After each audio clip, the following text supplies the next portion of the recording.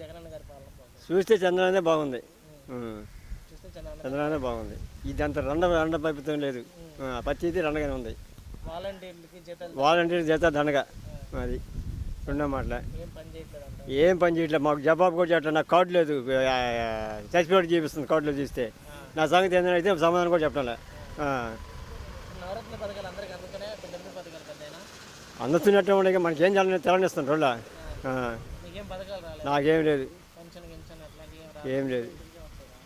Pension లేదు. Pension ఇవ్వాలా నాకు. కాలు అవుడు చెడు తొలిగిపోయింది. పింఛన్ రాయాలా. పింఛన్ కూడా రాయాలా. చిన్నగా కాదు బాగా అయిపోతుండ్రు. ఇంటింటికి ముందైంది. రాత పడిపోతుండ్రు. ఇదందరూ వాళ్ళే ఇక అయింది తప్ప. అది టీడీపీకి ఉపయోగం లేకుండా వాళ్ళు ఏం చేస్తారు?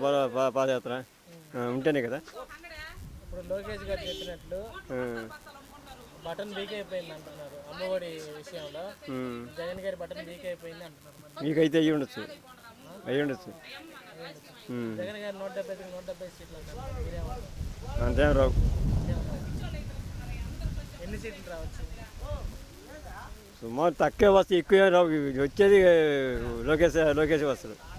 ఇప్పుడు జనసేన టీడీపీ కలిసి అనవసరం. అది అనవసరం రాదు. జనసేన టీడీపీ కలిసి పోటీ చేస్తే వైసీపీ ఓడిపోద్ది అంటున్నారు.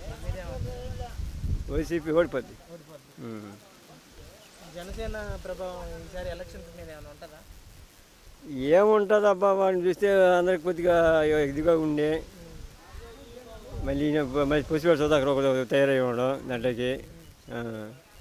ఆ పసివాడు సుధాకర్ కూడా ఎవరో కదా మా బామ్మద్దే, సొంతం మా ఆడవాళ్ళు అన్నే చిన్న పిల్లకాయలు. అది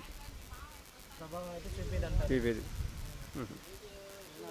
2024 ఈయనే గెలుస్తుంది. లోకేష్ గెలుస్తుంది. గెలుస్తుంది తప్పదు.